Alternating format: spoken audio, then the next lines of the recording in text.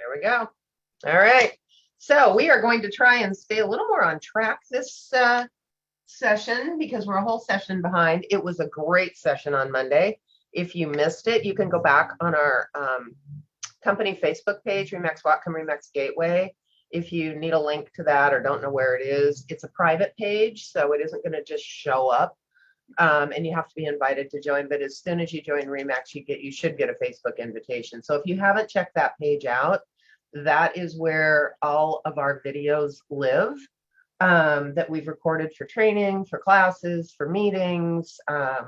We put up hotline videos from Annie. By the way, I watched the one on Teams yesterday, and it's not just for teams, it's for everybody. And it was an eye-opener. I need to go back and watch it again. If you use a transaction coordinator, or if you're just opening doors for somebody from another company, the biggest issue was getting paid directly from the other broker, not having the money go through the firm.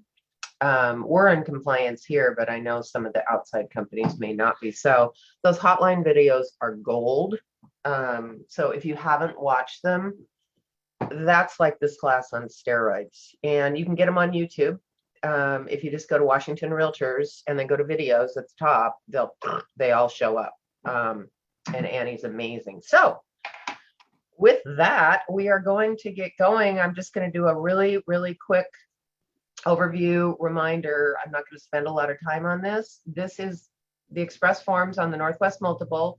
I'm currently under Forms Library, statewide forms. I'm going to add a couple of things that we didn't touch on last week or on Monday. Feels like last week. So the first thing is all of the pamphlets that you need for disclosure, especially the law of agency pamphlet that you need to give to your clients as soon as you start providing real estate services. That doesn't necessarily mean opening a door. That means sitting down, talking to them about what they're looking for in a home, that type of a thing. And you can email that to them, but just a quick reminder, that needs to go to every single person that you're doing business with as soon as you start providing real estate services. There's some other disclosures up there. The wire fraud alert is a really good one to give to both buyers and sellers. But down here under the forms are all obviously on here, but over on the right-hand side, there's something called the manual. The manual is basically the explanation of every single form. So if you're not sure what to put in a blank, if you're not sure what the form is to be used for, you can always just go over, click open the manual. It's going to open up, and it's going to actually take every blank on the form, put a number on it, and then the corresponding number will have an explanation. So that is your little cheat sheet, like Blake mentioned on Monday. Please, please, please, if you have a question on a form, take the time to read the manual and then call Blake or I with questions. We're happy to help, but it's your job to at least have an understanding of the form, and then we're happy to help. I want to point out one more thing, actually a couple more things. So a lot of times we get asked, where are the commercial contracts? Because when you look for the commercial purchase and sale, for example, and this is for those who are new to business, you wouldn't be doing commercial on your own. You'd be working with another broker, but they're going to live over here under additional forms. You click on that, and they have something called SEBA forms, excuse me, which is the Commercial Brokers Association. Excuse me. Commercial and investment real estate purchase and sale agreement, and it's got not all of the forms, but it's got a lot of the forms. Financing addendum is where this one lives. Vacant land addendum, business opportunity. Again, that's not something you do on your own, but if you just want to go take a look at those at some point, that's where you're going to find them. I'm going to go back to the forms library. I'm going to show you one more quick tip.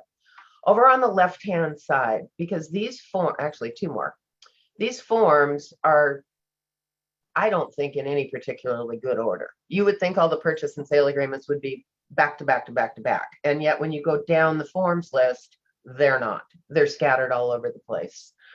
So if you just want a condominium purchase and sale agreement and you don't know where to find it, there's two ways you can find it. Over here under forms, it says purchase and sale. You click on that, and boom, here is a nice little synopsis of multifamily, residential, manufactured, vacant land, and condo. So if you're writing up a piece of property and you honestly don't know which purchase and sale to use, These are your only choices. And then within these, every single property is going to fall, with the exception of commercial. And I just showed you where that is. They have another one that is just the addendums that go with the forms. It's still hard to manipulate around, but they're there. Contingencies. By contingency in the multiple, what they mean is that the buyer has another property to sell, it's contingent on getting a sale on that property in order to purchase a new property. And it's probably one of the most complicated transactions. If you get into that, we're going to spend some time on it at another session. But if you get into something like that, be sure and run it by Blake or I, just to make sure that you're filling in the blanks correctly. So buyer's sale of property contingency, buyer's pending sale. That's if a property's under contract already and they just want to make it subject to, and they've got all these bump notices and everything else. County addenda. You can see here by this that a lot of counties, Whatcom included, Skagit included, Island included, Snohomish included, which are probably the 4 counties that we're going to do our most business with, all have specific addendums. So if you're not sure and you're selling a piece of property in Arlington, for example, down in Snohomish County, and you're like, I wonder if they have a Snohomish County addendum, all you do is click this open and sure enough, there's 2 of them.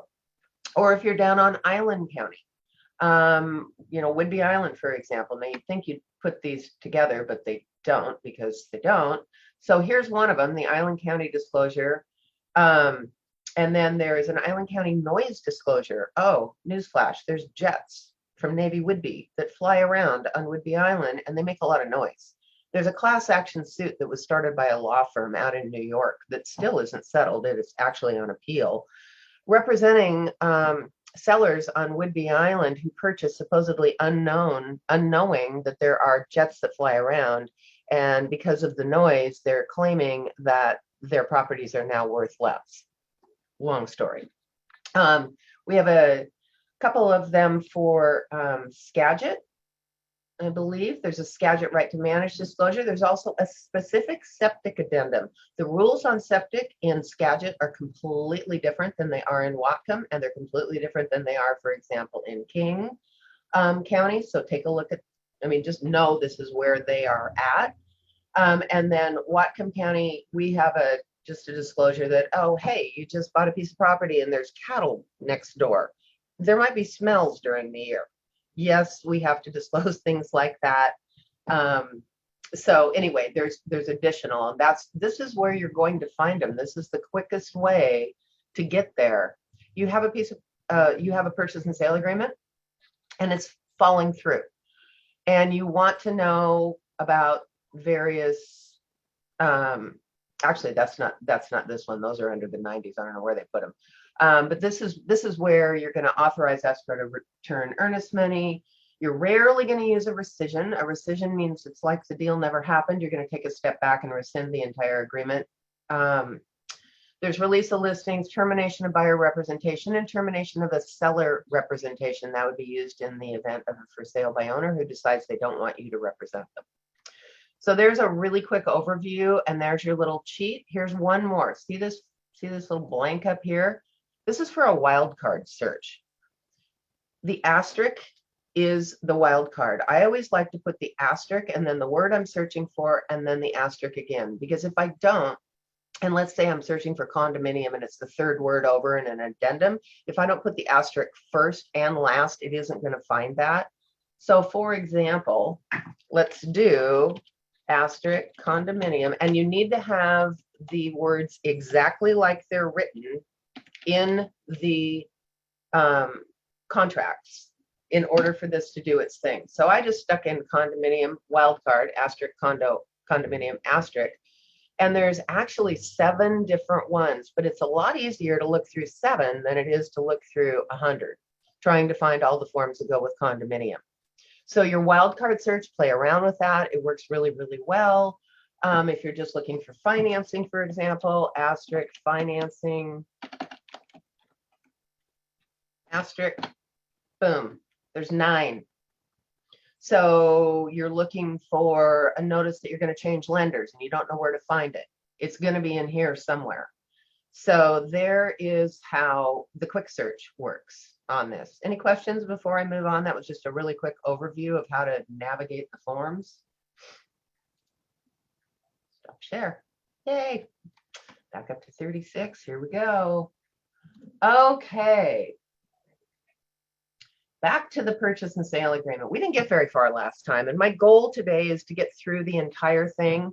Like I mentioned on Monday, and Blake and I talked about, this is going to be the 100-mile view. This is not going to be me and Blake reading every single line because we'd be here until next year. We're not going to do that, but we're going to try and hit on the highlights of things that you need to know. And then it's your homework to go back, look at the manual, look at the form, and practice filling one out, because me talking and Blake talking and you filling something out are going to be completely different. We're also going to try and get through some addendums. I'm just going to take a really quick look at some of the specific county addendums, but I want to take a deeper dive into the 22EF, which is also known as the evidence of funds addendum. I think it was Blake that calls that the Swiss Army knife of addendums. It does a lot of things to strengthen buyers' offers when you're in a very competitive market like we are, and you know you're going up against multiple offers. That 22EF we're going to spend some time on. I'm going to touch briefly on septic and well inspections. That's a whole nother class, but I just want you to be aware that they're there. If you're selling a piece of property that does have a septic or a well or both, you always want to include these. And it's interesting because even when a listing broker is getting, let's say, 10 offers in on a property, and they're looking for something that's all cash, and they're looking for something with, no property inspection, they will usually allow a well and a septic inspection, because there's a lot of times county ordinances that require the seller to perform certain things having to do with that septic, for example. So that is one that you can a lot of times insert.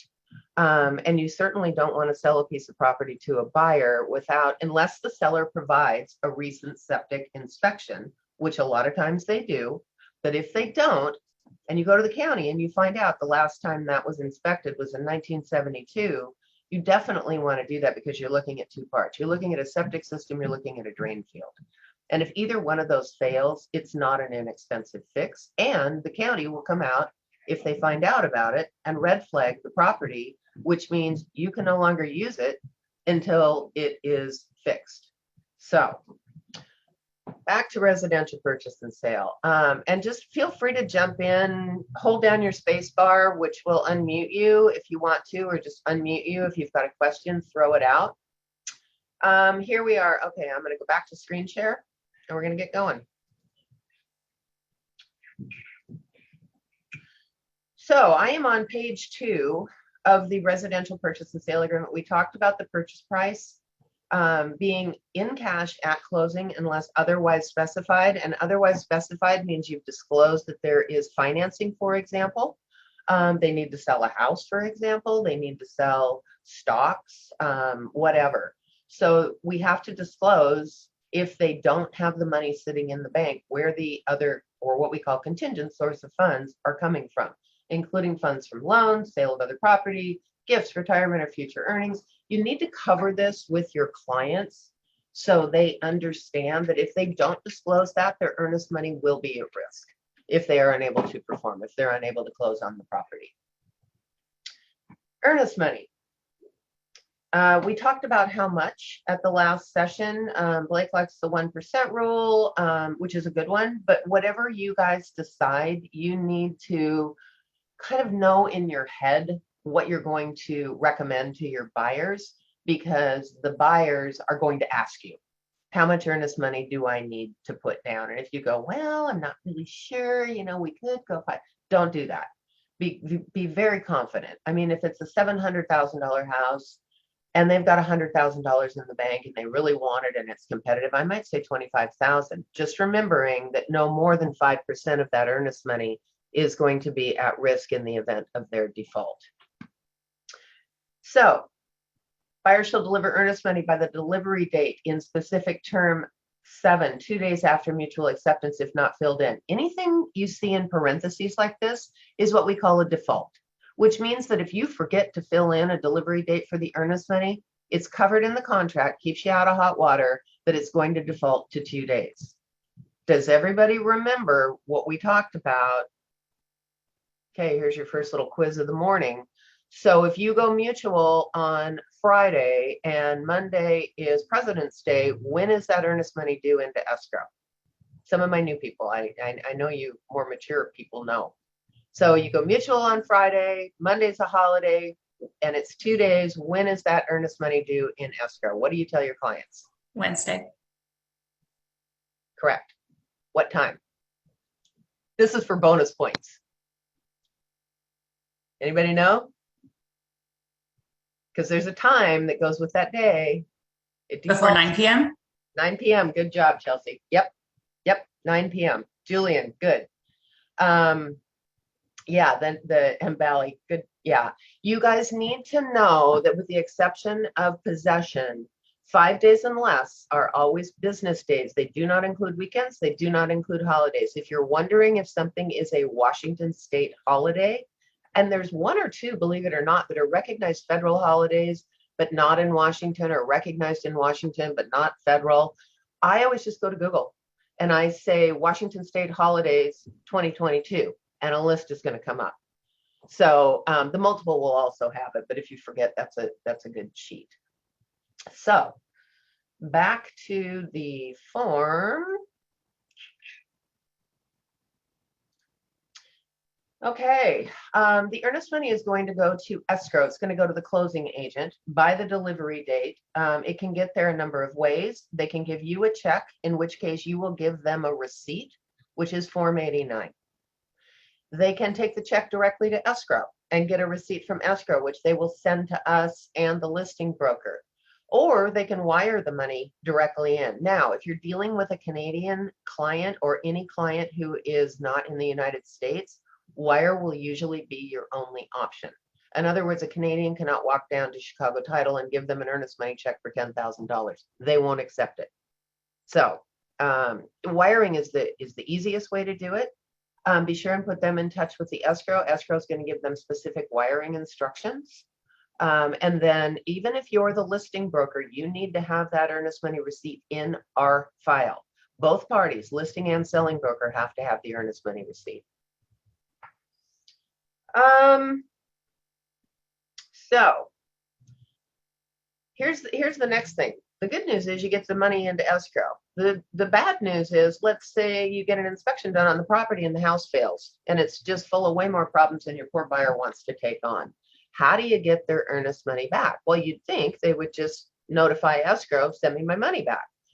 The problem is escrow is a neutral third party, and they're not going to release any kind of money, no matter what this contract says, without agreement of both parties, the buyer and the seller. This is where the headaches begin.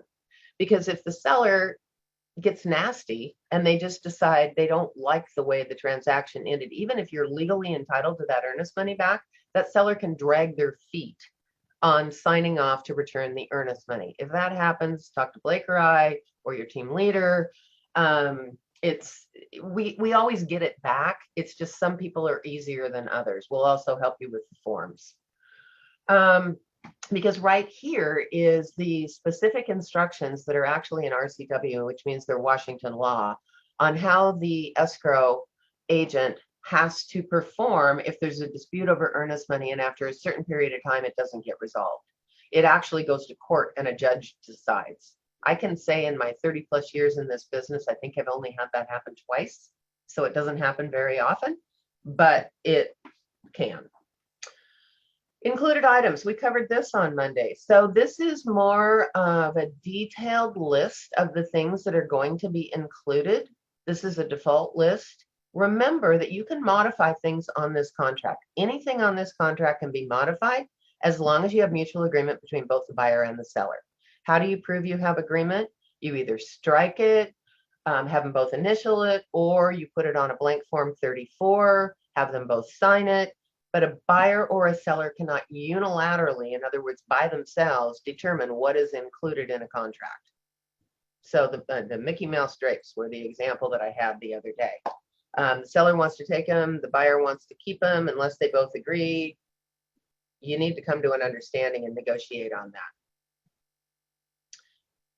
that. And if any of the items are leased, like propane tanks or security systems, it defaults to the seller shall acquire clear title before closing. Just make sure that you look, because that is one of the items in a listing agreement. Are there any leased fixtures? Shrubs, plants, remember that anything not attached to the property, that includes the pots out front with the pretty flowers and trees, and you show up and the seller has loaded them into the back of their truck and they're gone. They're not attached to the property. Swing sets, things like that. Now we're getting into new territory. Condition of title. What is title? Title is proof that the seller has the legal authority to sell the property free of any encumbrances other than those that are disclosed. There are some encumbrances that are going to run with what we say, run with the land. You'll remember this from real estate school. What's an example of something that will run with the land? An easement, right? So an easement is a right to have another party pass over your property, or it might give you the right as the owner to pass over someone else's property. That will run with the land. That will not be extinguished or terminated when title transfers. However, the mortgage that the seller has on the property will be. Any financial encumbrances like that will normally be extinguished. The exception would be something like a sewer assessment or an LID that continues on past closing. You're not going to see very many of those, but here's my hint, here's my tip. Actually, here's my mandatory pay attention to this. When you get a copy of the title report, do not just throw it in a file and don't look at it. Because what'll happen is something will jump up, bite you in the butt the day before closing. You're going to run to Blake's office and go, oh my God, we have a problem. And he's going to go, well, you got this 4 weeks ago. Why am I just hearing about it now? You know, my buyer has heartburn because there's a gas lease or a mineral lease on the property. So take the time, read through it. It will tell you which encumbrances are going to be cleared. It will tell you which ones won't. You also want to know that the seller has enough equity in the property to be able to transfer title. We've run into situations where the seller agrees to sell a property and they may have IRS tax liens far in excess of the sales price. And those IRS tax liens are going to take precedent unless they're negotiated away over our purchase agreement. Now, that's not any fault of your buyer, but again, you need to read your title report. You know, Lori, real quick, when I was first starting out way back when, I would take it upon myself to contact a title rep and ask if I could come down to their title plant and get a tutorial and maybe talk to some of the title officers, get a better understanding, because, you know, title is very abstract. You know, it's tough to put your finger on a lot of stuff here. And I mean, I'll be honest, it took me years till I could clear the smoke. But the more times you go to classes or ask to, they'll be happy. They want your business. So I would say take it upon yourself, because you are in business for yourself. Well, and not only that, the title and escrow, land title, Chicago title, whoever you pick, and actually I would go to more than one. I would go to 2 or 3. They will give you what's called a plant tour. They will tell you what they will do for you as a broker. Like Chicago Title will send out mailings for you. And you need to go down and they'll usually buy you lunch. They'll give you all kinds of goodies. And you get to know them better. They will maybe introduce you to a closer who, if you don't know anybody down there and there's 20 closers, how do you pick one? They'll kind of match you up with personalities. They'll also take and introduce you, like Blake says, to a title officer who is a title officer is the one who actually looks at the liens and encumbrances and goes through and makes sure that the seller can grant clear title at the time of closing. Okay. I get asked occasionally, do I need title insurance? I'm selling a for sale by owner and the seller doesn't want to pay for title insurance. Run. Basically, yes, you want title insurance. If you don't get title insurance, it basically interrupts what we call the chain of title. So this house might have been built in 1916, and every time it was sold, they went through title and they did a title search. So every time it transferred, it was the title was clean, the title was clean, the title was clean. And then they decide to sell it to their next door neighbor. They're cheap. They don't want to pay for title insurance. Their next door neighbor lives there 10 years. And then he decides to put the property back on the market. You have a 10-year gap where the title company doesn't know what kind of liens and encumbrances were put on this property. And so that is an issue. And if you're selling with a lender, it's a requirement. You're not going to get that question very often. Who pays for what? Here's a quick tip. Seller pays for the buyer title insurance, buyer pays for the lender title insurance. So it flows downhill. Seller pays for buyer, buyer pays for lender. The closing costs, actually, the title company can actually go through that with you as well. Closing and possession, two different things. Let's talk a little bit about what constitutes closing and what constitutes possession. Closing is the date that all of the documents are recorded at the courthouse. So the courthouse has to be open, hello, and the funds are available for the seller. So the money from the lender has come, the buyer has put their money in, all of the money is sitting in escrow, and it's available to the seller to either be wired, or they can pick up a check, or they're going to put it directly into their account. So two things have to happen for a property to be closed. It has to be recorded and the money has to be available. Most buyers think, I just went through this with my sister, God help me. Most buyers think that when they sign their closing papers, it's closed. They're done. So it's really, really important that you go through this with your buyers and explain the steps of how that works. So if they sign all their papers on a Friday, but they don't sign until 5 o'clock on Friday afternoon and the courthouse is closed, it's not going to record until the next business day. So they may think they've got a moving truck lined up for Saturday morning, but they're not technically entitled. It hasn't closed. Therefore, unless it's negotiated otherwise, they're not entitled to possession. Possession is when you hand over the keys and they are available to go into the house. This is another one that's important to go through with both buyers and sellers. So if the closing falls on a Saturday, Sunday, or legal holiday, we talked about this before, always pull out a calendar when you're plugging in a closing date.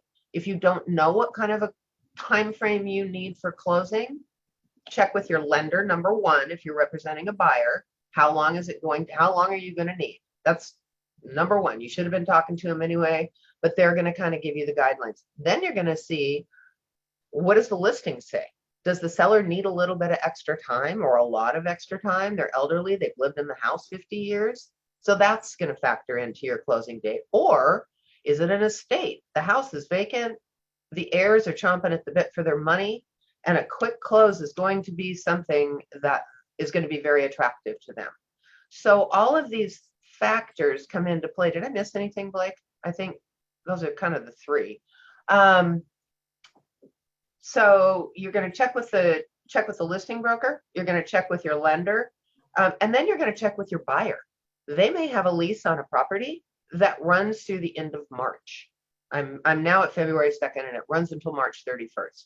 They really don't want to make a double payment because they're going to be paying their rent, and then they're going to be paying the mortgage payment as soon as this thing closes. So they're going to say, gee, Allison, the closer we can get to March 31st, the better. Allison's going to pull out her calendar. She's going to talk to the lender and make sure, I mean, that's plenty of time. 45 days is usually the norm, 30 if they're in a hurry, unless it's cash. And then you're going to call the listing broker and say, what is the seller looking for? So these are things that are going to factor in. So there is no hard and fast rule for that one. Those are things that you have to do a little bit of homework. And it spells it out in here. Closing is the day the documents are recorded, the sale proceeds are available to seller. Seller delivers the keys, the garage door remotes to the buyer on the closing date. Note to self, if you are a broker, you do not go into the lockbox because it's closed and recorded, but you don't go in there at 11 a.m. on the day of closing, get into the lockbox, grab the keys, grab the garage remote off of the kitchen counter and hand it over to your buyer. Why? Because unless otherwise agreed to by the parties, they are entitled, buyer is entitled to possession at 9 p.m., which is kind of a dumb time. That might not work for everybody. However, if you negotiate an earlier time and everybody's in agreement, put it in writing, because this is the default time is 9 p.m. on the day of closing. So back to our original example, they signed all their papers, they deposited their money on Friday. And on Monday morning, it gets recorded at 10 o'clock. You get the notice from escrow that, hey, great news, we're funded and recorded. And your first inclination is to go get the keys and hand them over. This says 9 p.m. You better get on that phone to the listing broker. And if they're in agreement, you're going to put it in writing that the buyer is entitled to possession at a noon, let's say. Okay. Who's responsible for maintaining the property? The seller is responsible up until closing, that 9 p.m. of the closing date. So if the dishwasher dies at 5 p.m. on the closing date, that's on the seller. If it dies at 10 p.m. on the closing date, that's on the buyer. They're not always that cut and dried, but that just gives you an idea. It also says seller shall not enter into or modify existing leases or rental agreements, service contracts, or other agreements affecting the property, which have terms extending beyond closing without obtaining buyer's consent. What does that mean? You have a tenant in the house. Their lease runs until June 1st. And you have a buyer who wants to move into the property. And so we're going to go through the notices, we're going to the 90 days, the whole 9 yards. And unbeknownst to you, the tenant is the seller's son. And the son goes to dad and says, hey, dad, I really would like to stay in this rental through the summer. It's on the water, it's on the lake. Can we just do a little extension? And so they extend it out until August 31st. That would not work under the terms of this contract because the seller has agreed not to do it. Now, can I prevent the seller from doing it? No, but basically the seller has a problem because they've done something without the buyer's permission on this. Oh, by the way, for $100 a month. Yeah. And we've had that happen. Yeah. It's important to, if you're a listing agent or you're going to list something, it's important to go over all these forms with your seller, right? Yeah. Just so you know, this is the key to the kingdom. You want your money. This is the papers that it has to go through, and there's some rules that apply to you. Yeah, like timeframes. Yeah, and don't sign any lease extensions. A section 1031 like-kind exchange, I'm not going to cover this today. This basically has to do with a tax-deferred sale of a property by an investor usually, where you get a third-party person in to handle that. But the reason it's in here is because if you are doing a 1031, it has to be disclosed in the contract. So they finally, instead of making us write it in like we had to for years, they actually just built a section in here that covers your butt if you've got an investor, buyer, or seller who's doing a 1031 tax deferred exchange. That's a question I get a lot from seasoned agents. Mm-hmm. And that is, what's some language that I need to put in here because we're doing a 1031? I'm like, it's baked into the contract. You don't need to write it. Maybe they're just from old school, but they finally got smart and put it in here. They did because you can't. A 1031 tax deferred exchange involves putting another person in the chain of title briefly, and then on to your client. And you can't do that without permission from the other party. That's why they baked it in. Too many people were getting in trouble with it. Closing costs, prorations, charges, and assessments. I've been getting this one a lot lately because it is such a seller's market. We actually have sellers who are starting to say, I don't want to pay any closing costs. I want the buyer to pay all my closing costs. Or I've had the question, where does it say the seller has to pay excise tax in the state of Washington? That was a good one that came up the other day because it's customary that is a seller cost. These are things you'll learn over time. This is the paragraph you're going to refer them to because it actually talks about who pays what. They're each going to pay half the escrow fee unless it's a government, FHA, or VA. They're going to prorate out the taxes, the rent, the interest, any HOA dues.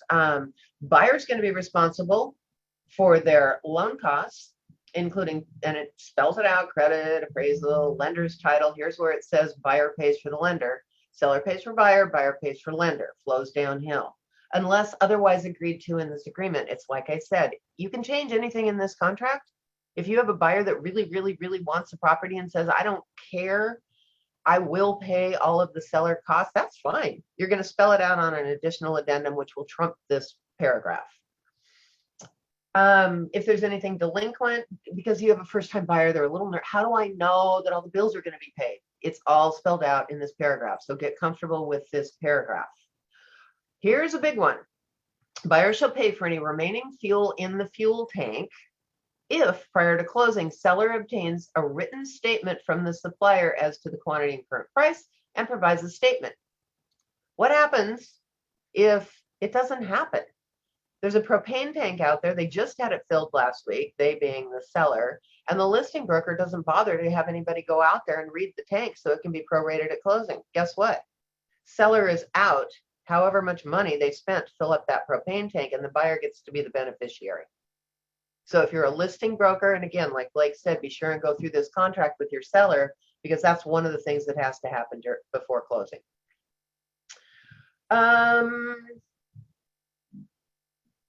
They talk about, yeah. And then there's a lot of, I call it CYA stuff in here. Buyer is advised to verify, it is a nice to have, but it is probably not going to keep your butt out of court if something crops up and you haven't had the discussion about something that you should have known. So there's a lot of CYA in this contract that it's supposed to protect us. You need to know what's in here, but you also need to not only have conversations, but you need to do some kind of documentation that you had the discussion with your client. A simple email per our conversation today will suffice. Notes to your file will suffice. Because if something happens 2 years down the road, trust me, you are not going to remember having that conversation. But if you can pull out in front of a judge a phone sheet or a phone log or a text log that says, look, Your Honor, on February 2nd at 9:08 a.m., I sent them an email and this is what it said. And they responded and said, thanks, Allison, got it. That will stand up in court. Sale information, this just says that it's going to live forever on the internet. Realist tax records. Sometimes people say, I don't want anybody to know I bought this house. I don't want anybody to know I sold this house. It's always going to be out there through the tax records. I mean, that's the simple answer. You're going to say it a little nicer, but that's where it says that. FERPTA has to do with a non-US seller. A non-US seller only, not a non-US buyer, but a non-US seller. In a nutshell, what it means is the IRS wants to make sure that if somebody is residing outside of the United States and they owe capital gains on the sale of a property, that's why it pertains to a seller. They owe capital gains on a property, that Uncle Sam is going to get his piece, right? So what Uncle Sam has instructed under FERPTA, Foreign Investment Real Estate Something Tax Act, what they've instructed escrow to do is withhold a certain percentage, let's say 15%, send it in to Uncle Sam to make sure if the capital gains are not that much, seller gets money back. If they're more than that, seller owes more, but at least Uncle Sam got their 15%. That's a whole nother class. There's some loopholes and ways around it. Just know if you're a listing broker and you have a Canadian seller, for example, that does not reside in the United States and have a social security number, they live in Vancouver, BC, they never come down here, they're getting rid of the property because they just don't use it, they are going to fall under the FERPTA requirements, and their check at closing is probably not going to be as big as they expect it to be. We're going to refer them to an expert. Notices and delivery of documents. This is one Robin and I were just talking on yesterday. Just remember this. Delivery of a document to you is like delivery of a document to your client. Whether you're representing a buyer or a seller, it's your job as a broker to make sure that document gets delivered to your client. It covers emails. One of the things about emails, according to the Northwest Multiple, in order to have valid delivery, you have to copy both firms' document delivery email addresses. That's an insurance policy. So the other broker can't say, gee, I never got it. And it will autofill on the contract. I'm going to stop sharing here for a second because I'm going to show you somewhere else to find it. Back on the front page of the Northwest Multiple. If you scroll down, I'm on the front page, Northwest Multiple, okay? NWMLS. You scroll down over on the right-hand side, they have something called quick links. Quick links, if you just want to look something up quickly, firm, document, email, addresses. You click on that. And over here, you can do searches for, so when I click on search, hopefully, are you guys still with me? Can you still see this page? Thumbs up? No? Okay, I'm going to stop share. Oh, you know what? I wasn't sharing. My bad. Okay, here we go. Let me back up. So I'm on the home page. Now, can you see? Thumbs up. Okay, I'm on the home page. Scroll down right here, firm document email addresses. Over here on the right-hand side, I click on that. It opens up a new page, firm document email. Still with me? If I don't know what it is, I'm going to click on search. If I know the office number, that's great. Or if I know the office name, that's great.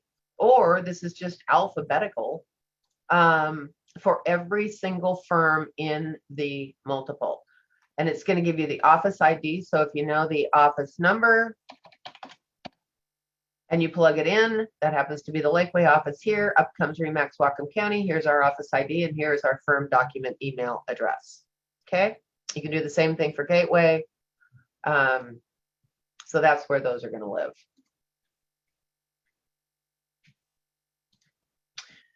All right. Computation of time we've kind of beat into your head. Can anybody tell me, and we touched on this earlier, oh, did you say both firms? So you'd CC the cooperating broker firms and ours? Yes. What happens if you've got somebody from Remax Gateway on one end and somebody from Remax Whatcom on the other? Do you still need to use document delivery? Well, you're like, well, it's intercompany. And the answer is yes, you do. Yes, you do. That's a multiple rule. Even when you're going between two brokers in the same firm, Blake, do you agree with me on this? I think gateway to gateway, you still need to copy gateway documents. Yes. Yeah. Because, believe it or not, we're all a big family, group hug, but sometimes the deal gets a little bit, like deals get. Like at 9:02 p.m. on Wednesday when your inspection addendum died at 9 p.m. Or when the inspection addendum died and you wanted more days but didn't attach the inspector's recommendation. It's like it never happened. Yeah, it's like I said, we love each other, group hug, but when it comes to some of that, and hopefully you won't make any rookie mistakes. But if you're in this business long enough, the reality is you're going to miss a deadline. And when it happens, talk to Blake or I. But basically, a lot of it is going to depend on your relationship with the other broker. My favorite saying is we all up here in Northwest Washington, I call it a very small sandbox that a lot of us play in. The busy and successful agents, the percentage and the number of those are even smaller. So just remember that your relationship with your client may end after one transaction, but your relationship with that fellow broker who's on the other side of that transaction is going to live on. And so you might, what we say, win a battle, but in the long run, you may lose a war if you make an enemy out of another broker. And by an enemy, I mean not communicating, not holding up your end of the bargain, playing hardball on, certain things that was an honest mistake. I'm not saying you need to forgive them, but I'm just saying that it's a small sandbox that you are going to do a lot of transactions with the same people over and over and over again. Do your job. What do I mean by that? Return phone calls, answer emails, don't ghost them. Meet your deadlines. If they forget to attach something, give them a call and say, hey, I see you wanted an inspection addendum, but for some reason it didn't come through with the contract. Those kind of little niceties are going to go a long way in this business. It's huge. I can't even begin to tell you. But the other really important thing there too, Lori, is don't wait till the last minute. Don't wait till 8:50, please. Well, Right? one of the things is the damn forms, and a sign goes down on a very regular basis. Yeah. You know, I like to do, if you can wrap it up a day before, that should really be your rule of thumb. You know. And not only that, best practice is not to send a link to the signed addendum, for example, because if it then assigns down, guess what happens? You can't open the damn link. If you can't open the damn link, you don't have delivery. So I know it's another step. I know a lot of people don't believe this, but I think it's best practice to download whatever it is you're sending on into a PDF, attach it to an email, and send it on.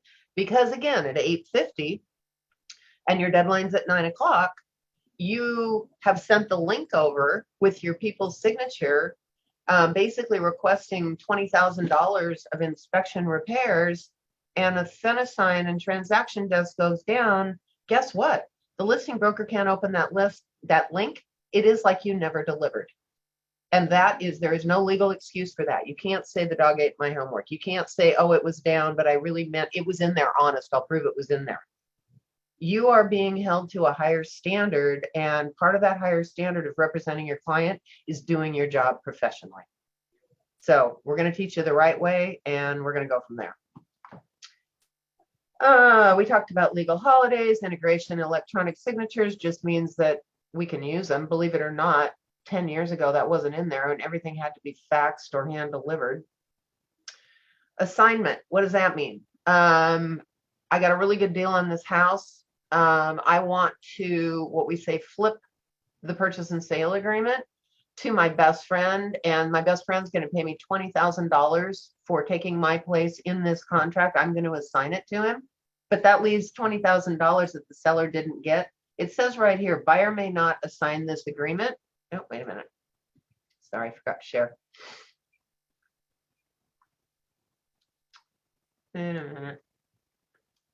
Okay. Buyer may not assign this agreement or buyer's rights without seller's prior written consent. You can't just flip the property to your best buddy and make money on it without the seller agreeing to it.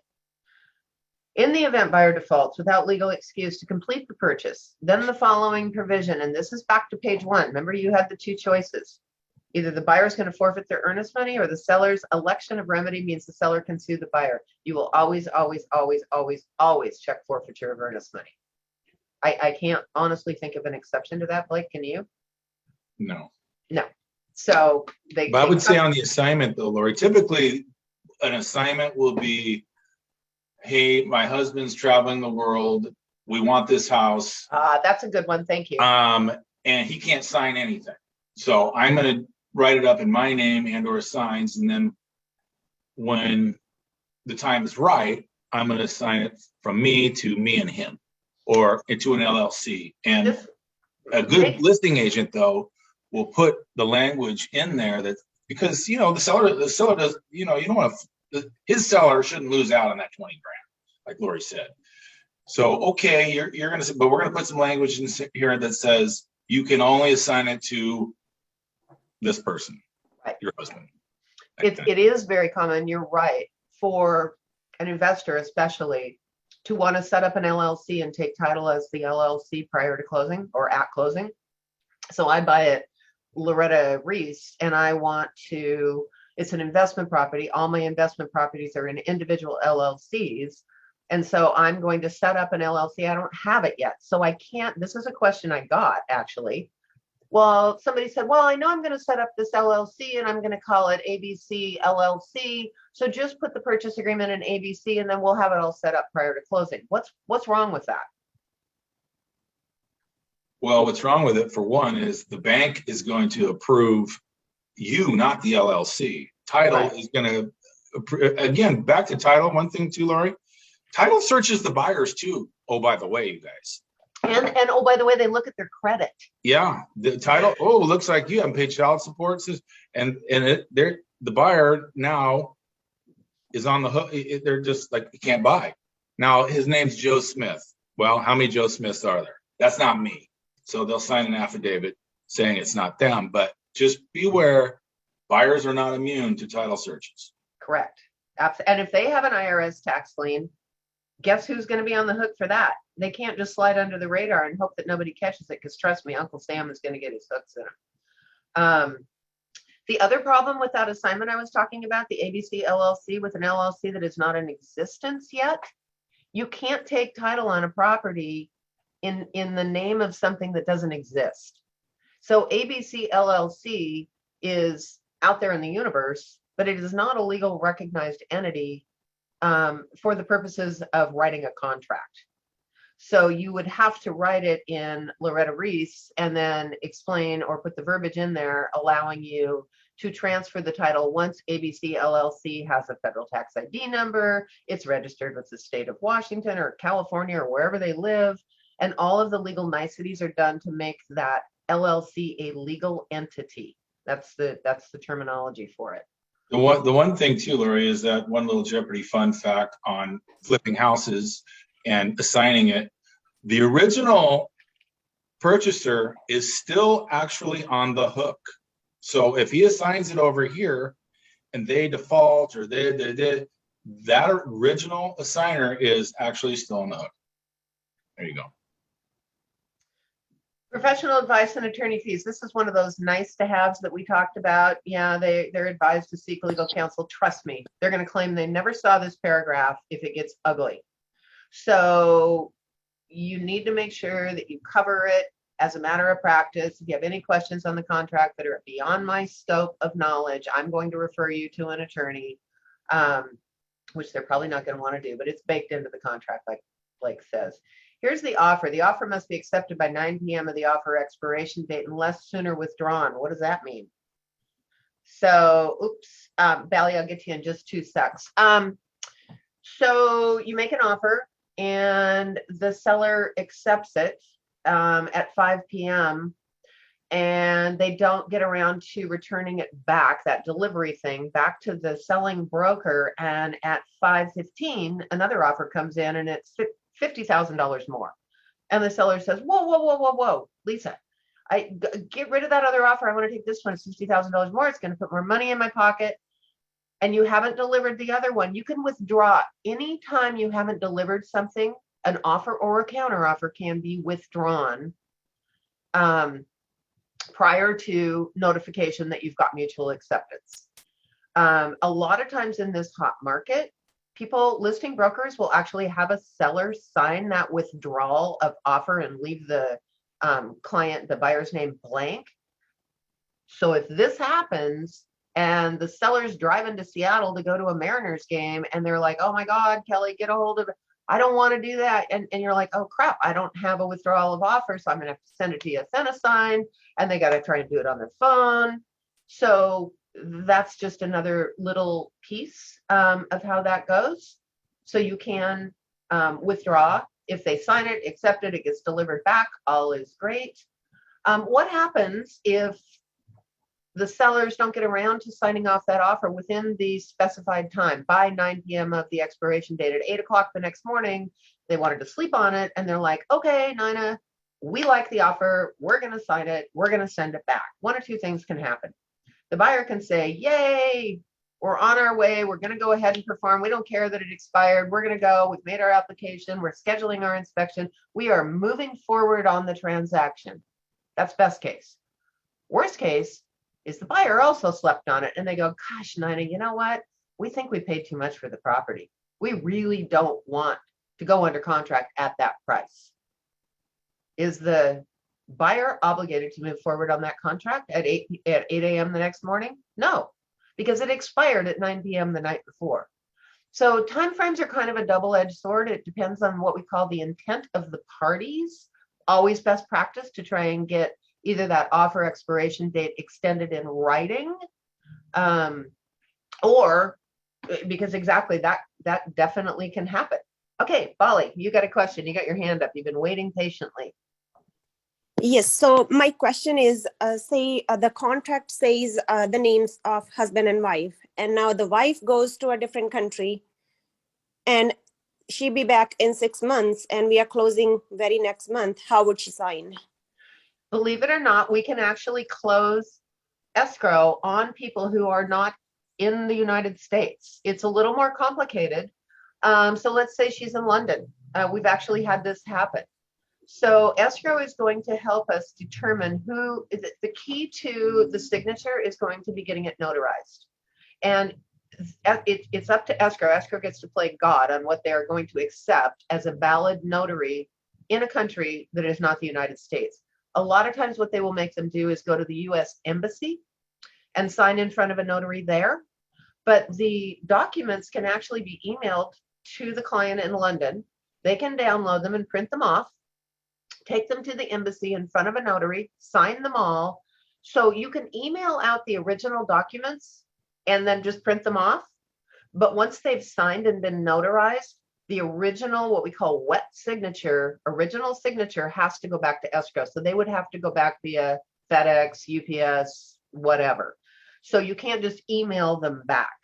They can be emailed over, printed off, but once they get signed with a wet signature, they have to be emailed back. So did I answer your question? It can be done. We've actually done it a lot. Yeah, as far as I know, Uh-huh. an embassy is the only place. Mhm. And it's quite expensive because they charge per signature, but I've not heard of anything other than the embassy that works. So I did that last year, but now this case is, so the husband, they both want to purchase the property, but the wife already bought her tickets and she's leaving in 2 weeks. So she won't be able to sign, even though So my let me offer, ask you a question. Can't you get a power of attorney before she leaves the country? that was my question. Is it possible to get power of Yes. attorney? No, Yes, you can get a specific one just for that property. you can get a specific one, you can get a general one. Escrow can help you with that. So the power of attorney, the signature of the person granting the power of attorney, that will be the wife in this case, will have to be notarized in front of a notary, and it has to be recorded. Escrow can help you with all of that. So they can give you the paperwork, they can make the appointment to do the signing, and they can, or you can just take the paper down and get it recorded. But it has to be notarized, it has to be original signatures in front of a notary, and it has to be recorded. But yes, a specific power of attorney, you can even do loan documents with a power of attorney. Absolutely no problem. The one thing I'll say is that as more your career marches on, you'll run into a client wanting you to be the power of attorney. And the answer to that is Never. That's exactly what I said. They wanted me, and I'm like, no, I don't want to do it. But I thought, I mean, this is the part of the contract. I should have some answers.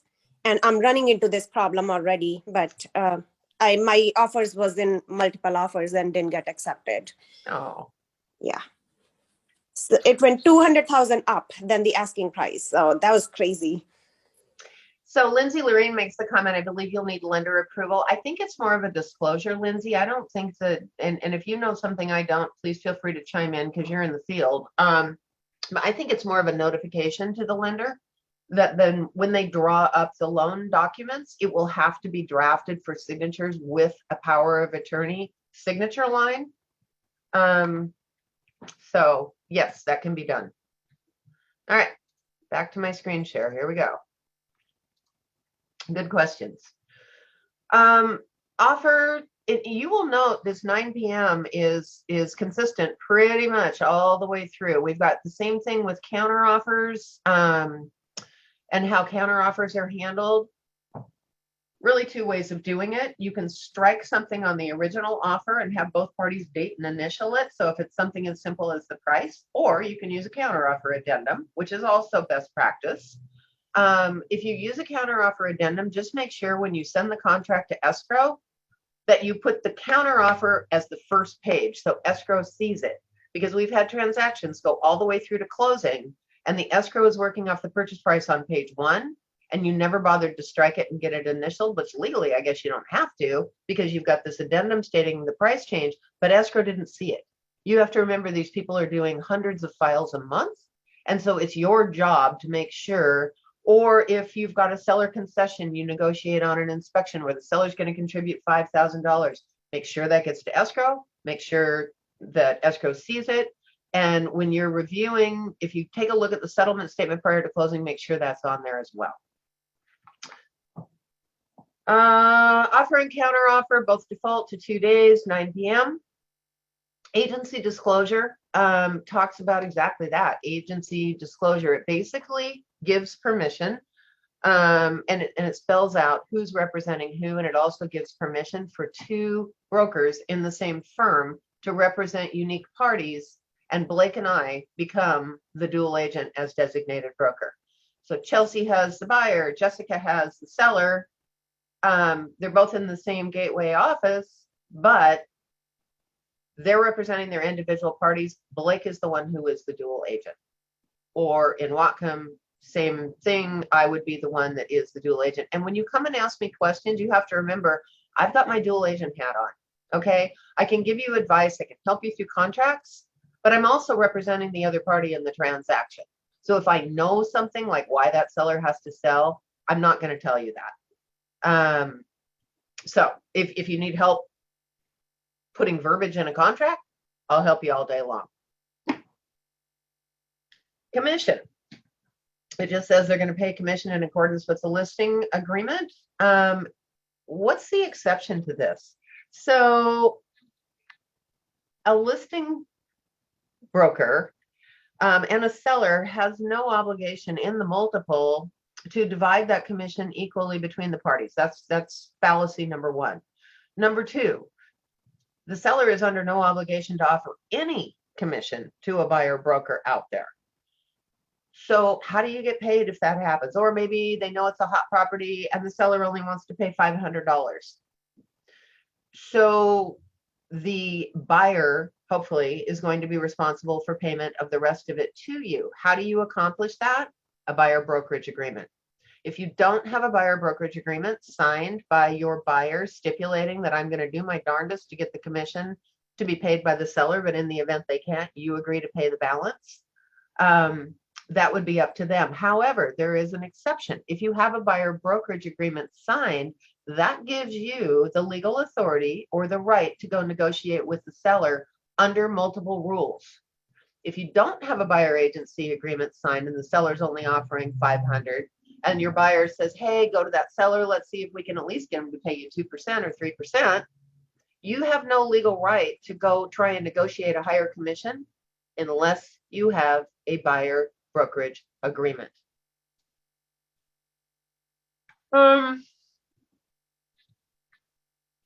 So cancellation rights, lead-based payment. It's basically if a house is built prior to 1978. So it's basically 77 and back. We have to have a lead-based paint disclosure. This is a federal law signed by both parties, acknowledging and disclosing anything that they know. If you have a buyer, for example, and they've got 3 little kids under 5, and they're looking at a house over in the old part of Anacortes, and that house was built in 1916. In all likelihood, there is lead-based paint in that property. And I don't just mean paint on the windowsills. There might be paint in the vertical blinds on the wall. There might be paint in the linoleum on the floor, the lead-based paint. I don't know this, but I will tell you, if you are not familiar with lead-based paint and its effects, especially on small children, I suggest you go to YouTube and Google it.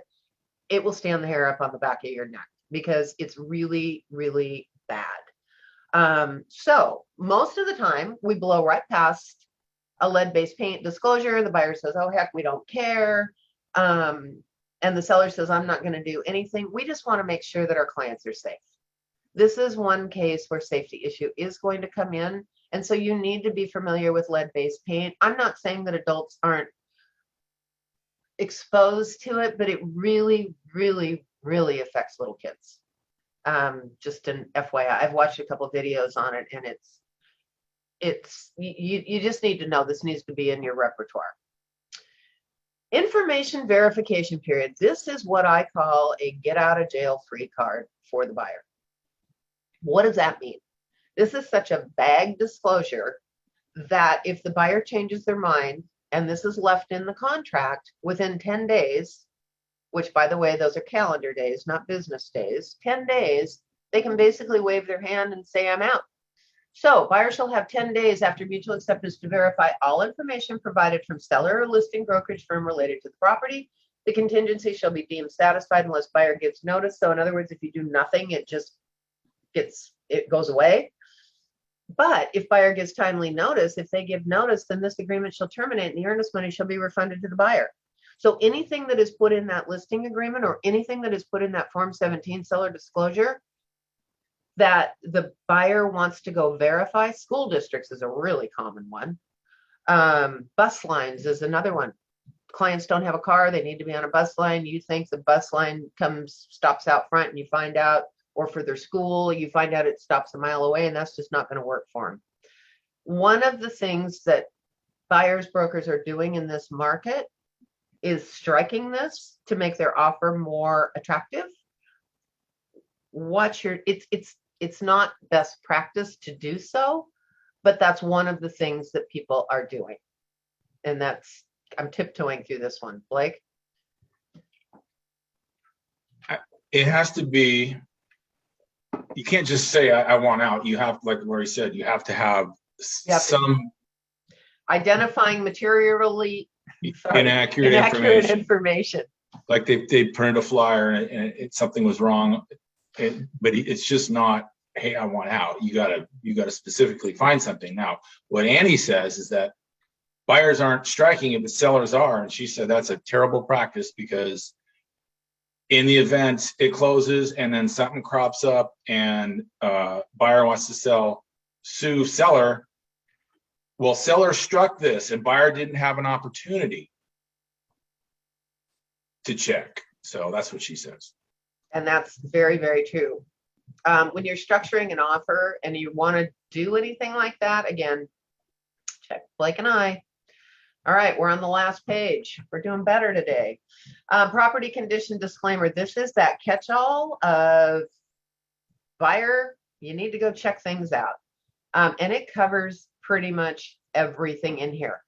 Homework. Go through and read this so you know what it says, so you can talk to your buyer intelligently about it. It's just basically that we're not responsible for what the seller puts down on their disclosure as brokers. And I'm going to skip over that because I've got a bunch of other addendums to cover, and I think we're going to make it because I got a little over 20 minutes. So, purchase and sale agreement. You can see we just spent 2.5 hours on 5 pages, and I glossed over a lot of it. Your job, if you're going to get good or when to get good at this business, and you will look around and you will see a lot of people on this call that are very, very experienced brokers. Why are they here? They're here because you're constantly learning. You constantly need refreshing. You constantly need to know what is in this legal contract, because that's 4 pages really of legalese. And so your job is to get comfortable enough with that 5 pages that you're going to walk into Blake or my office and you're going to have it filled out. You're going to turn it upside down, lay it on our desk, and you're going to go through paragraph by paragraph, and you're going to give me a little summary, or Blake, a little summary of what is in every single paragraph in that contract. And when you get to that point, you're ready to go. Because this is how comfortable you need to be with your buyers, right? There's no shortcuts. This is just pure, good old fashioned. You got to read it and read it and read it and read it. And then if you have questions, you come to Blake or I.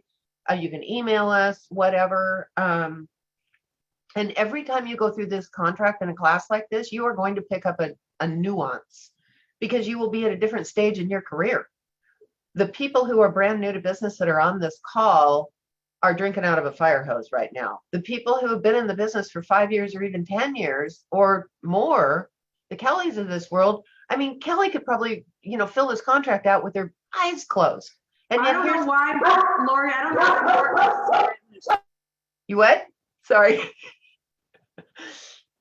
Anyway, but here she sits, because you always pick up one more thing when you're doing this. I love Kelly's dog. All right. Questions before I move on? Go ahead, Kel. I'm going to say that I learned a shit ton, okay? And I'm really disappointed that there's not more seasoned agents on this call. Guys, I probably took away 5 more things. And the one thing is, if you're not learning, you're dying. So keep freaking learning, because every time there's a weird scenario, every single time. That's why I love real estate. So hats off to Lori and Blake for doing this. This is rad. I'm going to have my admin watch it too. That also no timelines as well, because I think it's really good reminder. So way to go, Lori and Blake. This is wonderful. Thanks, Kel. Hey, send us your admin's Facebook. Have them send an invite to Blake, or actually to me, and we'll just add them to that gateway page. We can add as many people as you want to. It's just by invite only. Okay, moving along. Let's see. What do I have next for fun and games here? Oh, the old evidence of funds. I love this form. I love my evidence of funds. Blake's actually better at this than I am. Evidence funds, also known as the 22EF. You can see it's a relatively new form. It came out in July of 2019, so it's not even 3 years old. And that was pretty much when the craziness, well, it was a little actually before the craziness began in the buyer's market. But what was happening a lot of times is buyers were saying, hey, Jody, I want you to make an offer. I need to get a loan, or I need to sell my house, but I don't want to tell the seller that because I want my offer to look really competitive.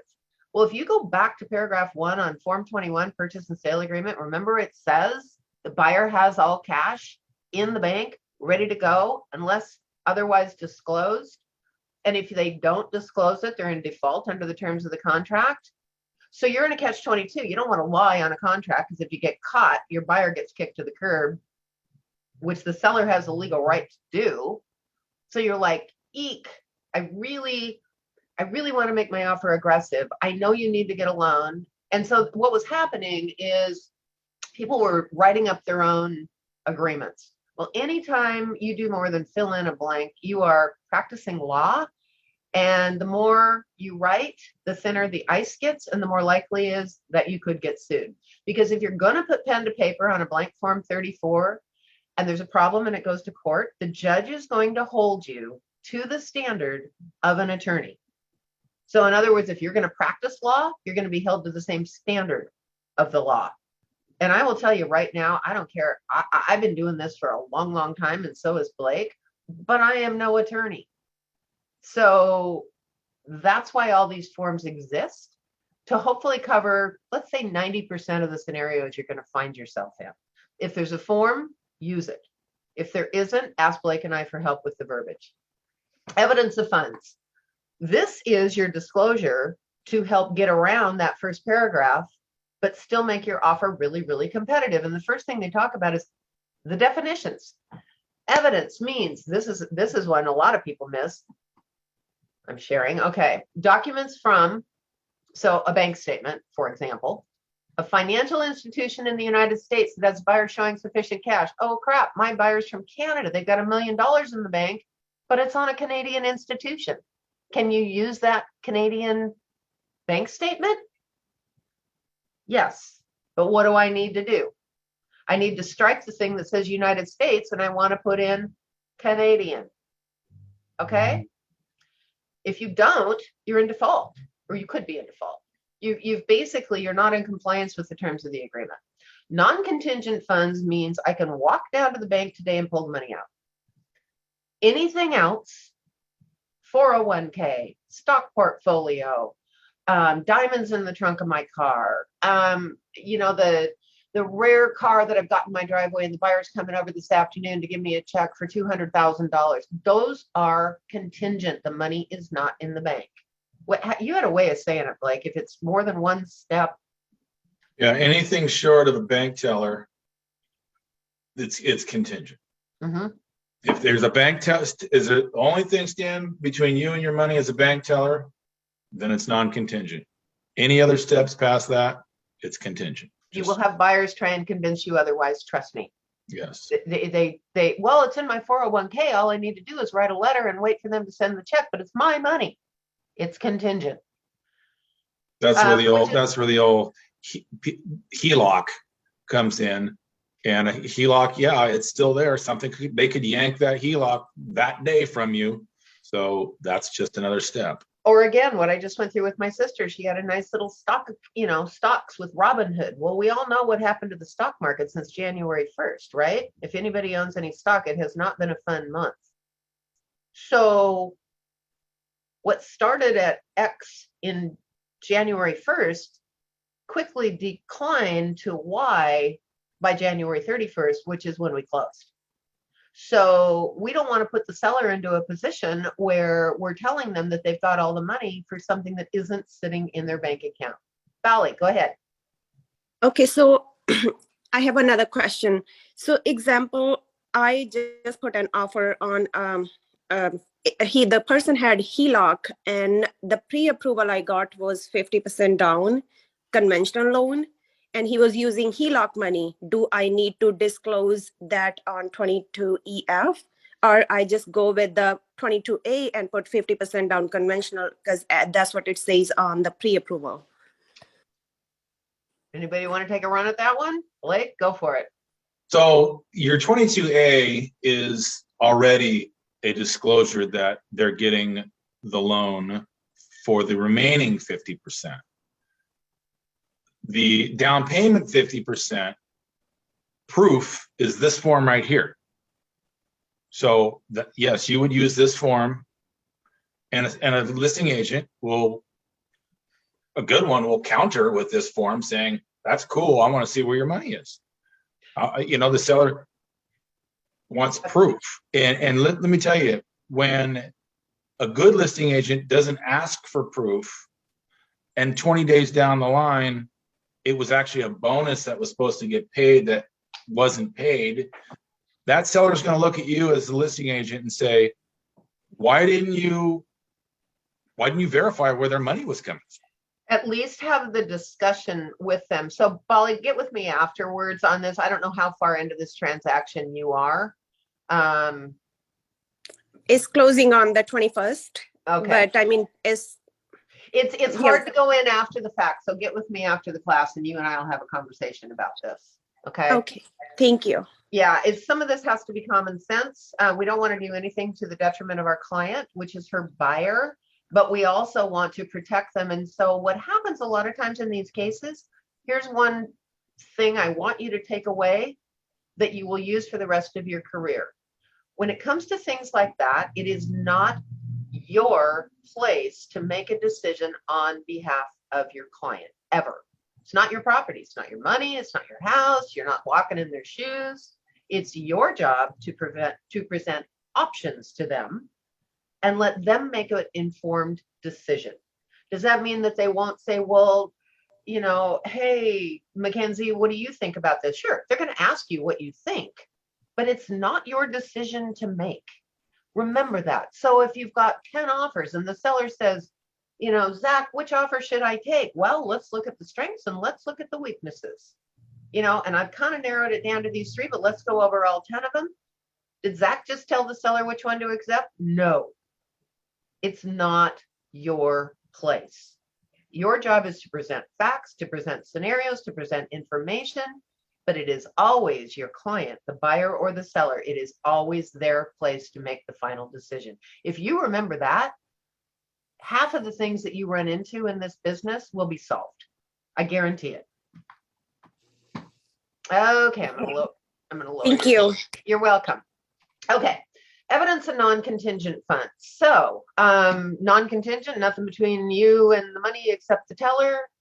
And it says that the buyer is relying on them for payment of the purchase price and that they have to put evidence of, so the money has to be in your buyer's bank account within 3 days of closing. Now remember, 3 days are business days. So you count backwards in this case from closing, not counting closing date. Just like you don't count the date of mutual acceptance, you don't count the date of closing when you're computing time. So you're going to go 3 days back. So if closing's on a Tuesday, Monday's not a holiday, we're going to go Monday, Friday, Thursday. That's 3 days back. Buyer represents the non-contingent funds are sufficient if they fail to timely provide the evidence that they've got the money in the bank within 3 days by default. Seller can give notice terminating the agreement. That's harsh. You don't get the money in the bank by that Thursday in my example, then the seller can come along, and in this market it happens, have a better offer and kick you to the curb. What do you think your buyer is going to say at that? Because it's your job to watch those time frames. You need to get really, really, really good with a calendar, and do not rely on memory. Don't ever say, oh, there's 31 days in January, I'm going to go 30 days out, so that's going to take me to March 1st. No, I want you to get a calendar out and physically use your fingers and toes and count out 30 days. You'll end up in a trick box if you don't. Disclosure of non-contingent funds. Here's your catch-all. Are you getting a loan, a HELOC, whatever? Maybe you're getting a loan on the house, but you don't want to make it contingent. Are you selling something? Are you getting a gift from grandma? Funds not readily convertible to liquid U.S. funds. Maybe they're getting a loan against their 401k. So the 401k isn't necessarily liquid, but the loan against it is, and you're going to disclose it there. Or here's the other one, other. It's a really nice line. And here we go. Buyer shall provide evidence to seller 10 days prior to closing. So they got to have the money in the bank 3 days before, but they got to have evidence 10 days before. Remember what we talked about on Monday. If they're getting a loan from a financial institution, the odds of the money being in their bank account 10 days prior to closing are 0. Pretty much 0. I'm going to say maybe 1%, but it doesn't happen. Lenders and escrow run up right until the day of closing. They're not going to fund a loan 10 days prior to closing. They're just not going to do it. So how do you fix that? You change the 10 days. Buyer brokers, pay attention. If you do nothing else on this form, change the 10 days. If they fail to provide evidence, here we go again. Seller can pull the plug and terminate the agreement. There's very few instances in this contract that have this harsh of remedy, but this is one of them. That's why this form is so strong. It can work in your favor when you're talking to the seller and say, look, we promise, and if we don't, you can keep our earnest money.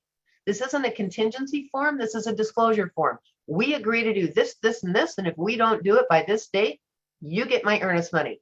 No ifs, ands, or buts. Just the way it goes. So it's a really strong, strong form. And if the buyer discloses that they're obtaining a loan, the seller agrees to let them get an appraisal, an inspection, and all kinds of inspections, structural, pest, heating, plumbing, roof, septic well. What if you don't use this form and you don't, the person's all cash, so you don't have a financing addendum and you don't have an inspection addendum. They just go in with a Form 21 purchase and sale agreement and that's it. And you go under contract and 10 days in, they go, it'd be really nice. I want an inspection done on this property just because I just want to know for myself what I'm going to have to do to the property after I move in and everything else. Does the seller have to let them in? No, they don't. Or they say, you know what, I've got all cash, but I think I'm going to go ahead and try and get a loan. So the appraiser is going to be out there next Tuesday. So Justin, can you meet the appraiser out there next Tuesday and let him in? And the seller says, no. You didn't disclose to me that you're getting a loan. I don't have to let that appraiser in. Yeah, but I just want to get, nope, they don't have to do it. And believe it or not, we have sellers that get really ugly about this clause. So unless you have the seller's permission via a financing addendum or inspection addendum, or our little toolbox over here, the 22EF, disclosing that you're getting a loan, they're under no obligation. You can't get a loan. You haven't made it contingent on getting a loan. Guess what? If they don't have the cash, the earnest money's gone. The buyer is counting on you to know your forms well enough that you're going to protect them to the best of your ability. And then you're going to have a conversation with them because it's your job to disclose to them and let them make the decision if they're willing to risk their earnest money. Okay. And the last thing in here, again, it's not a contingency. If the buyer fails to timely close because the contingent funds are not available by closing, then the buyer's in default and the seller is entitled to the earnest money, period. End of conversation. Don't even come and talk to me about it. We're done. Okay. Oh, it's a simple form, but it's a powerful form. Anybody on that one? All right. I had a quick question. Sure. So not Kelly, actually, Adam. I I Adam. log into Kelly's, but it keeps logging me back in. On a 20, okay, so on an evidence of funds form, are you allowed to use that to be more competitive instead of like a 22B or a 22Q? So what he's talking about is, are you allowed to use this?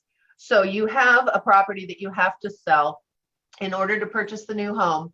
And in the 22Q example, that means that there's already an offer on that home and it just needs to close, but the buyer doesn't want to make it contingent. In the other example, they have another property to sell, but they don't have an offer on it. So that even weakens your offer further because buyer or sellers are like, oh, well, what if the house doesn't sell? What if? And the answer to that, Adam, is yes, you are. Because right down here, it says sale of the following owned by buyer. So if they're willing to take that risk and you can build in enough time for them to get that property on the market and under contract and closed, hopefully simultaneously with this offer, unless I'm sorely mistaken on this one, you definitely can. Blake, am I right on that? Absolutely. It's risk reward, right? Yep. I'm not gonna drag the bar 22Q and 22B, across the table. I'm just saying, I'm gonna sell a house. You're gonna let my appraiser in. Here's my earnest money. If I don't close, you get it. The other forms, if you don't close, the seller doesn't get the earnest money. So, I mean, more than likely. But this one's cut and dry. So yeah, you want to make it but explain to your buyer, say, you want to be competitive. Here you go. You're basically putting so I've said many times. I don't care if it's a well inspection, but all roads lead back to earnest money. It doesn't matter. They all lead back to earnest money. So that's where, step it up a little bit, if you want to be competitive. So, but yes, that definitely sharpens your knife. And is there a risk to the buyer? Sure there is. And that's what he said, risk reward. In this market though, there's a lot of buyers out there willing to take that risk. In other words, what are they really risking? Their earnest money. They're not risking a lawsuit. They're not risking it. They're risking their earnest money. And why do we call it earnest money? It shows how earnest they are, how committed to the transaction they are. But keep in mind too that this form obligates that contingent or non-contingent funds to this deal. In other words, they can't use that money to go buy a $200,000 sports car. Right. And then claim, oh, I don't have the money. Yeah, I don't have the money. So that's why you want to be careful as a listing agent when they don't use this form, but they'll go ahead and just send over a snapshot of their Morgan Stanley account and say, well, here's the money. You don't have this form to obligate that money to the transaction. So even if that happens, counter with a 22 EF, say that's cool, but I want that 200,000 locked in on my deal or my seller's deal. Rebecca, I see your hand, but I've got 2 quick forms to go through. And if I don't get to you, just give me a ring afterwards and we can talk about whatever. So what I really want to go through here are the last 2 forms. I've got all the disclosures for the various counties up there. I'm going to leave that up to you guys to go take a peek at them. The first form I want to go through here is the well addendum. If a property is served by a well, whether it's an individual well just for the property or whether it's a community well that services a lot of homes or a shared well, maybe there's two other homes on this well, any kind of a well, anything that's not really city water, is going to fall under this form. Why do we want to use a well addendum? Well, number one, we want to make sure of a few things. We want to make sure there is a sufficient amount of water flowing out of the well to serve the property. That sounds like a no-brainer, but in the summertime, when there's shallow wells, it's not uncommon for wells to quit producing so many gallons per minute to the point that it can't serve the property. So then there's things like holding tanks that cover that. We also want to make sure that it's potable, whatever, drinkable. And so what does that mean? That means taking a water sample to the health department and having not just the basic test done, but having the more advanced. We got caught in that other trick bag too, because the basic test doesn't test for things like saline, which is salt, And there is a lot of saltwater intrusion in various parts of counties. And so you want, and the basic test doesn't test for that. And there's arsenic, there's all kinds of things. Is that the end of your transaction if you find that? No. Does it mean it might need to be treated or have some type of a system put on through Culligan or one of the, yes, there's fixes for it, but you certainly don't want to sell a home to a buyer that doesn't have a sufficient amount of water or water that is drinkable. So we actually have a seller representation that the seller represents. It's providing a adequate supply, that it's not presently contaminated. That doesn't mean it wasn't last week, and that it complies with all applicable laws. And it has no other material defects. The well pump works, for example. So the seller is supposed to deliver to the buyer within 10 days of mutual acceptance. It defaults to 10 days. Any documents that they have on the well, and then the buyer has another 5 days. So this is interesting because the 10 days are calendar and the 5 days are business. So the buyer has the opportunity to review. More often than not, the seller is either going to say, I don't have any documents, or they don't get around to providing them. So what do you do then? You go ahead and have a well inspection done. It's performed at the buyer's expense. Condition on buyer's approval of the inspection. Buyer is advised to conduct all inspections necessary and make sure they're satisfactory. It talks about testing flow rate, purity, all of the rest of it. But down here on line 27, it says they will be ordered by the buyer, performed by a qualified inspector of the buyer's choice, and completed at the buyer's expense. So the seller agrees to let you have one, but the buyer is going to pay for it, and the buyer has the right to attend the inspection. What happens if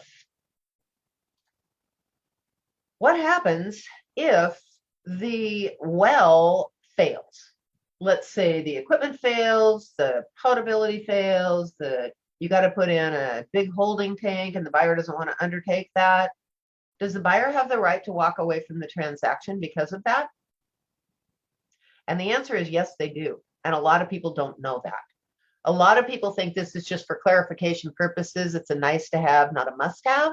But if you've got this addendum in there, and we've actually had buyers use this addendum to get out of a contract when the real reason, and we knew it, was not because of the water.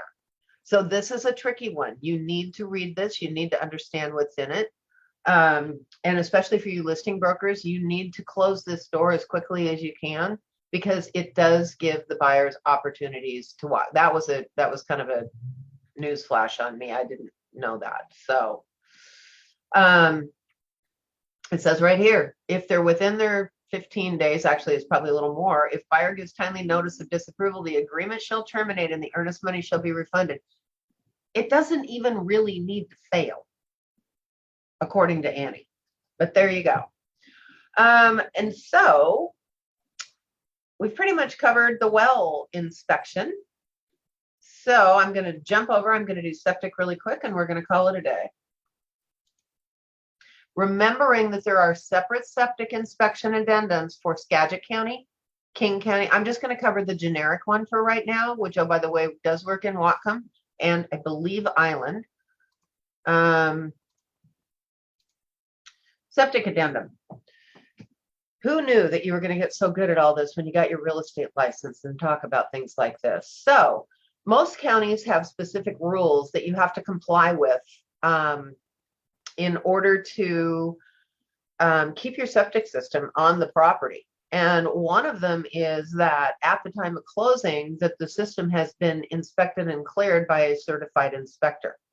So the first thing they ask is, what type of operating system is it? Is it private? Does it just serve that house? Or is it shared, maybe with the property next door? That's not uncommon.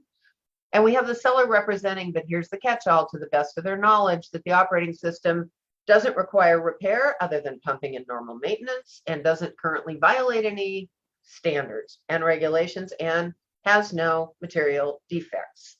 So they're saying that, and that's really to the best of their knowledge. If the seller has maintenance records, so they had it pumped a year ago, they're going to deliver those to the buyer if they're available. It doesn't say they have to, it just says if they have them, within 10 days of mutual acceptance, but there's no guarantee you're going to get them. It says the seller shall comply. Where can you find all these rules? You can find them on the web. You can find them under the specific county that you're in, or you go read the county addendum, but it will spell out what the seller needs to do to comply. So the seller will have the operating system inspected and if necessary pumped at their expense. So this is different than the well. This is something that the seller is agreeing to do. And then they're going to provide the buyer with a copy of that inspection report within 10 days. I'm going to stop here for a second because you can see a whole lot of things are happening in the first 5 to 10 days of this contract. It's really easy to miss a date. Get your calendar out or get a timeline going and start writing things down, and don't just put 10 days, actually count out 10 days. If the seller had it inspected and pumped within 12 months of mutual acceptance, and the seller provides the buyer with written evidence, including the inspection report, then the seller's off the hook. So what a lot of people do is they have this done prior to listing. So it's all done. It just can't be more than 12 months old. So that's the kick. And then if you're representing a buyer and the buyer wants to go hang out with the septic inspector, they certainly can, as long as you check this box and the seller hasn't already conducted it. And here we go. The one thing to note here too is that this 10-day plus 5-day is unusual in that, like HOA docs and the other, it's like, if you don't raise your hand, come day 16, it's approved. It's deemed approved. This 10-day, and then the buyer has, whatever it is. This stays open all the way to close if the seller does not provide it to you. So if they don't provide it to you, that 10 days open. You can get out. So there you go. So the agreement is conditioned on, this is a scary word. This is a really vague word, subjective. Buyer's subjective. What's subjective? I got up on the wrong side of the bed. I got in a fight with my boyfriend. The dog ate my, whatever. The buyer could just say, I didn't like it. Of the inspection report from the OSS service, the contingency shall be deemed waived unless buyer gives notice of disapproval within 5 days of receipt of the inspection report. But here's another one where they can get out. Remember that subjective satisfaction of the inspection report? Mm-hmm. They can literally come back after the inspection report plus 5 days after they get it. So you might be 20 days into the contract and go, yeah, I really didn't like that report. I'm out. So no, that's there. So Lori, can you let me screen share real quick? I just want to show you. Sure. It's pretty should be able important to. to the Skagit agents. Go ahead. So this is from the county. Okay, so in Skagit, it's 6 months. You right there? Not 12. It's a responsibility of the seller, blah, blah, blah, blah, blah, blah, blah, blah, blah. And then here's where it gets interesting. Because I had an agent say, listen, it's a new house. They had it inspected. Nobody's even moved in, but it's like a week past 6 months. Do we have to get it inspected again? And the answer is yes. And I want to see on here where they will come after the real estate agents. Yeah. I'm just trying to see where it says that. And there's some, whose responsibility, go back up to the transaction, wait.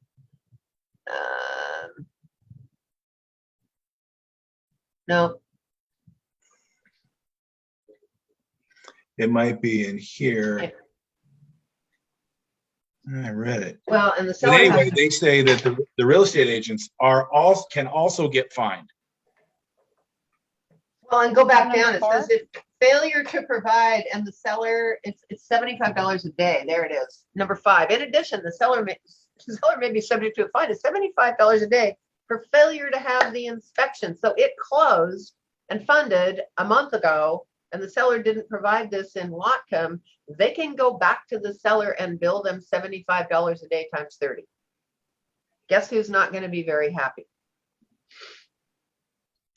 Your seller. So know your septic laws. We were talking about, and again, I've skimmed over this and I apologize for running a little bit over. But this is really, really important that you become familiar with the various septic rules for Whatcom, Skagit, Island, Snohomish at the very minimum. Throw King in on top of it because King encompasses a lot of territory. And if you happen to do a transaction down there, they have a whole other set of rules, as you can totally imagine. And it's your job. And I mean, here we've only covered like 4 forms. And already you can see how great your responsibilities are to your clients to be aware of the various pitfalls and landmines in these contracts. So, Diane, go ahead. I found out that there are certain types of chemo that are affected by arsenic. So when I had a client that was buying a house that had, we found some arsenic in the well when we did the test, and it was, how are we going to mitigate it, or are we even going to close? Because certain chemos will react really badly to arsenic. Wow. Good to know. You become water experts on this the longer you're in the business. And then Rebecca, I don't know, are you still on the call? You had your hand up earlier. No, I'll catch up. Yes, with her. no, I Oh. am on the call, but we don't. Oh, I hi. can pick it up. Okay, it was simply a question about, we definitely don't want to go over 10,000 earnest money, right? Because it has to be in an interest-bearing account. I've never done that. No, What's no, competitive? you can waive that, and most people do, because an interest-bearing account basically will cost you more money to set up than you will earn in interest. That's in there mainly for, it is a law, but you can waive the right to do that, just so you know. And it's, I can't remember the last time we had an interest-bearing trust account for money over $10,000. We just, as a matter of course, they don't use them. Right. So I guess my question would be, I've often wondered this, what's considered competitive? I usually tell my buyers to come in with 10,000, even if it's $1 million deal. But No. what do you consider competitive? We talked about that on Monday, Rebecca. Yeah, well, you and I can review that, but we did talk about that on Monday. 10,000, if you're making an offer on $1 million house, is not enough to swivel anybody's head, in my opinion. I would go higher. I would recommend going higher. It's not my decision, remember that, but I'm going to make recommendations to my client, up to 5%. Depends on how bad you really, really want this house. And if it's $1 million house, most people have that kind of money. And I'm going to put enough things into the contract that I'm going to protect them to the best of my ability. And I'm going to go over those with them. And then my client, the buyer, is going to make the decision what they are comfortable with.